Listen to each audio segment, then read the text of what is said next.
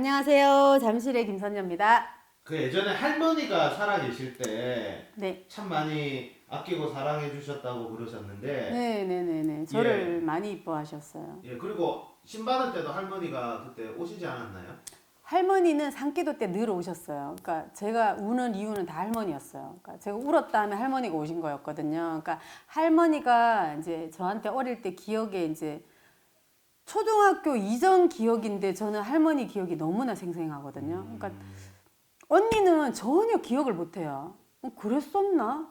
아무리 얘기도 그러니까 내가 얘기해도 기억을 못 하더라고요. 근데 저는 할머니에 대한 기억이 되게 생생한데, 그러니까 할머니가 제가 초등학교 1학년 때 돌아가셨어요. 근데 그 전에 할머니랑 지냈던 기억이 저는 너무 생생하거든요. 할머니가 마지막에 이제 돌아가시기 전에 치매를 앓으셨어요. 치매를 앓으시니까 자꾸 막 변도 막 이렇게 보시고 막바지에는 처음에는 그냥 누워 계시고 이제 말을 좀 이렇게 헛말을 하시고 막 못 알아보시고 이런 거였는데 이제 심해지니까 진짜 변도 그냥 보시고 마지막에 그것까지 다 기억하거든요. 왜냐하면 나는 항상 그렇게 나를 예뻐하셨던 할머니가 방 안에 계시니까 방을 계속 이렇게 열어봤어요. 근데 들어가지 말래. 그러니까 애기니까 또 말을 듣잖아요. 그러니까 계속 열어서 누워있는 할머니를 지켜보는 거야. 아, 할머니 아픈가 보다. 이러고 또 닫고. 할머니가 오늘은 왜 목욕하셨나? 왜 저렇게 옷을 벗고 계시지? 이러고 또 닫고 이제 이랬었는데, 그러니까 제가 몰래 엄마의 말을 어기고 들어가서 할머니의 손톱을 깎아준 적이 있어요.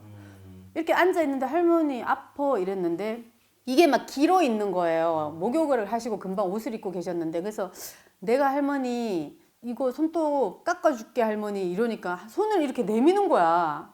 그래서 내가 이거를 깎을 때까지 얌전히 계시더라고요. 그러고는 내가 다 하고는 할머니 나 이제 나갈게요 이러니까 내 머리를 이렇게 쓰다듬는 거예요.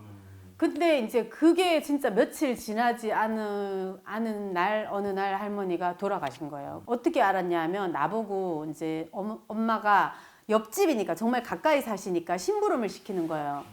옆집에 가서 큰어머니 집에 빨리 오시라고 해라. 할머니 돌아가셨다라고 해라는 거예요. 그리고 돌아가셨다.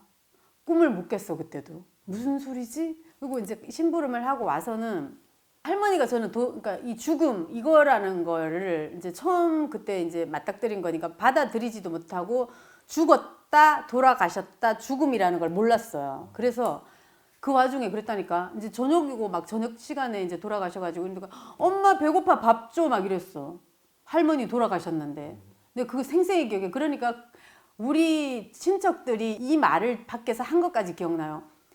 쟤는 지금 할머니 돌아가신 것도 모르나 보다. 지금 밥 달라 한다. 이 얘기를 생생히 기억해. 그러니까 나 지금 밥 달라 하면 안 되나 봐.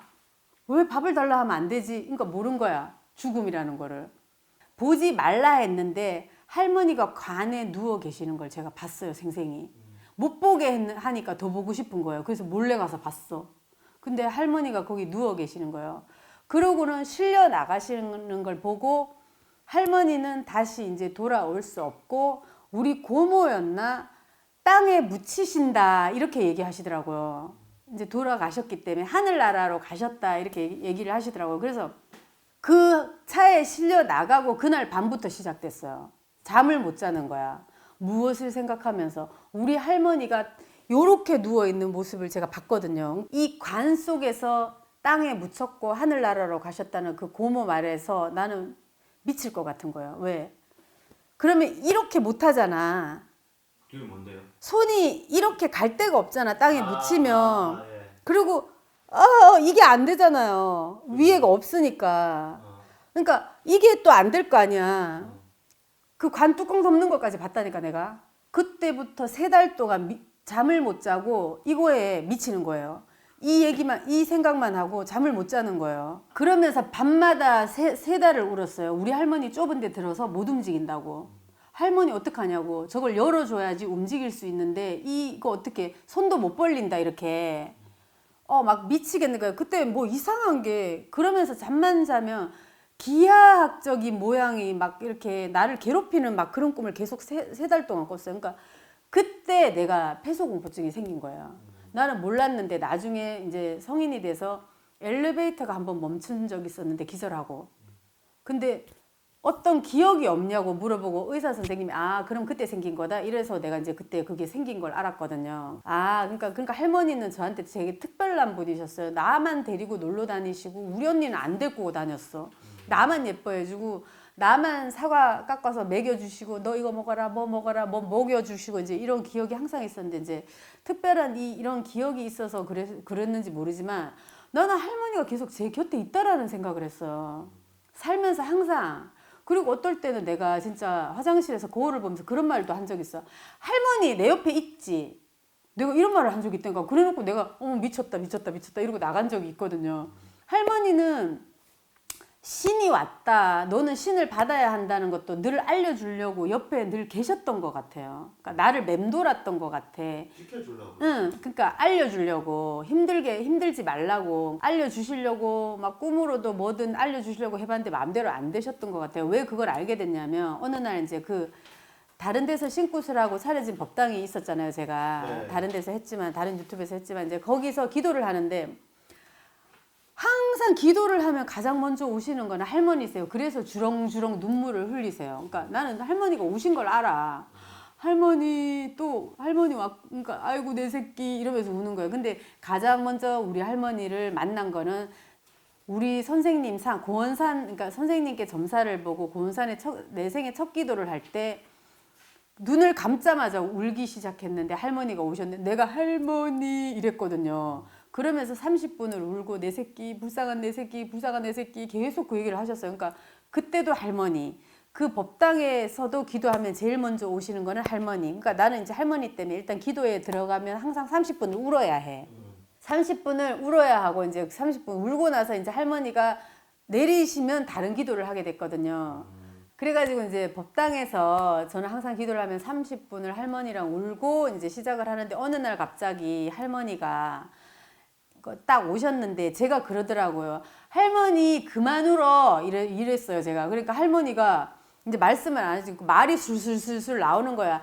할머니 그만 울어 하니까 할머니가 아이고 내가 힘이 없어서 내가 힘이 있으면 네 심부름이라도 할 텐데 불쌍한 내 새끼 어떡하노 이 길을 가는 불쌍한 내 새끼 어떡하노 이러면서 또 막 우시는 거예요. 그러니까 또 내 입에서 말이 막 나오는 거예요. 할머니 걱정하지 말고 빨리 가서 도 닦아오라고 내가 할머니 위해서 산천에 가서 열심히 닦아줄게 이러는 거예요. 근데 난 진짜 그 얘기하고 내가 놀랬어. 내가 닦으면 할머니가 닦이는지도 몰랐었고 산천에 가서 닦는다는 그런 산천이라는 말도 나는 왜 나왔는지도 모르겠고 근데 내 입에서 술술술술 나오는 거예요. 꼭 할아버지가 우리 할머니를 이제 얘는 신의 길로 가야 하니까 이제 뭔가 각자 할 일을 하자라고 할머니를 정리해 주시는 느낌처럼 그러니까 할머니가 갑자기 입이 찢어지면서 진짜 귀에 걸리듯이 이렇게 미소를 내가 짓는 거예요. 근데 그게 할머니가 웃고 있다라는 느낌을 머리에 주시더라고요.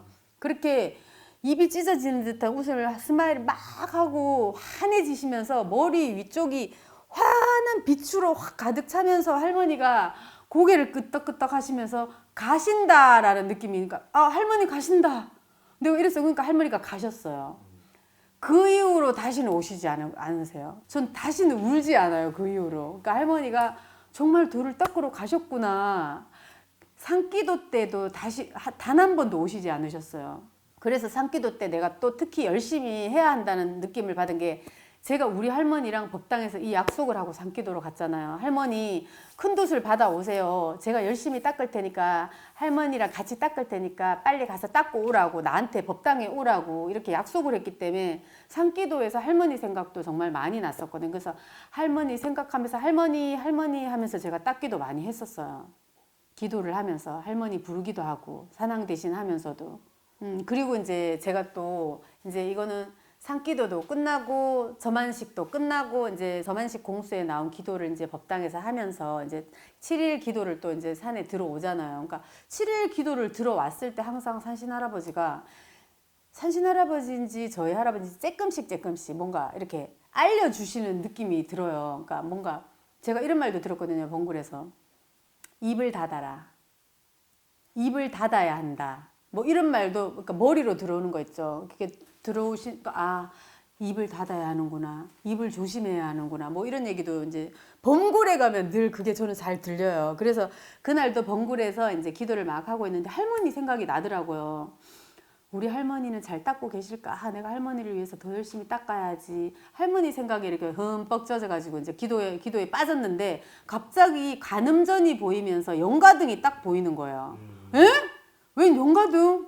그러니까 근데 저는 절을 잘 모르고 막 이런 쪽의 시스템을 잘 몰라서 뭐 관음전에 무슨 등이 달리는지 몰랐거든요. 근데 그러고 머리에 할아버지 소리로 관음전에 연가등을 달아라 이렇게 말하자마자 근데 원래 저는 그 할아버지께도 나올 때는 절하고 신장님께도 절하고 포대화상님께도 절하고 이런데 갑자기 뭐 절이고 보고 확 가방 들고 확 뛰어나와가지고는 관음전으로 달려갔어요. 근데 거기에 이제 이름이 쓰여져 있는 거야. 아, 할아버지 할머니를 여기 달아드려야겠구나 이러고는 이제 밑으로 내려간 거예요. 그래서 내려가서 그래도 또 모르니까 여쭤봐야 되니까 이제 호산 선생님이 계신 곳으로 가서 한 번 더 여쭤보고 이제 연가등을 달아야지 하고 이제 선생님께 딱 간 거예요. 그러니까 선생님이 식사를 하고 선생님 제가 이제 등을 달려고 하는데 연가등은 어떤 등을 달아야 될까요? 이랬거든요. 그러니까 내가 이제 삼촌은 신으로 와 계시고 돌아가신 분인데 물론 그러니까 청춘에 가신 분인데 또 어릴 때 하늘나라로 간 동생도 있는데 그런 연가등도 다 같이 달아야 하나요? 할머니 할아버지를 달아야 하나요? 모르겠어요 선생님 이러니까 선생님이 이렇게 쳐다보고 계시더니 할머니 할아버지 연가등 달아라 이러시더라고. 그러니까 그 범굴 할아버지랑 똑같은 얘기를 하신 거예요. 그러니까 아 역시 우리 선생님 한마디를 던지셔도 그냥이 아니구나 하고는 이제 할머니 할아버지 연가등을 달아드렸는데 그 등을 달고부터 마음이 그렇게 편할 수가 없는 거예요. 할머니에 대한 마음. 그냥 또 할아버지도 내가 이제 태어나시기 전에 돌아가셨지만 내가 뭔가 할아버지를 얼굴 모르는 할아버지를 위해서 뭔가를 해드렸다 하는 그 편한 그러니까 모르겠어 나 이 설명할 수 없는 그 기분. 근데 신이 연가등을 다르라고 했잖아요 저한테. 관음전을 보여주고 등을 보여주셨잖아요. 그러니까 나는 무슨 정말 이 연가등 무슨 등을 다는 이런 것들이 어떤 대단한 의미가 있다라고 이제 생각을 하게 됐어요. 왜? 할아버지가 가르쳐 주셨으니까. 그러고는 뭔가 일이 더 잘 되는 것 같은 느낌? 느낌이 그래요. 그래서 이제 등도 알게 되고 등을 제가 달았답니다. 오늘은 제가 저랑 약속을 하시고 돌을 닦으러 가시는 우리 할머니, 제가 사랑하는 할머니 얘기를 여러분께 짧게 해드렸습니다. 다음에 또 다른 얘기로 찾아뵙겠습니다. 감사합니다.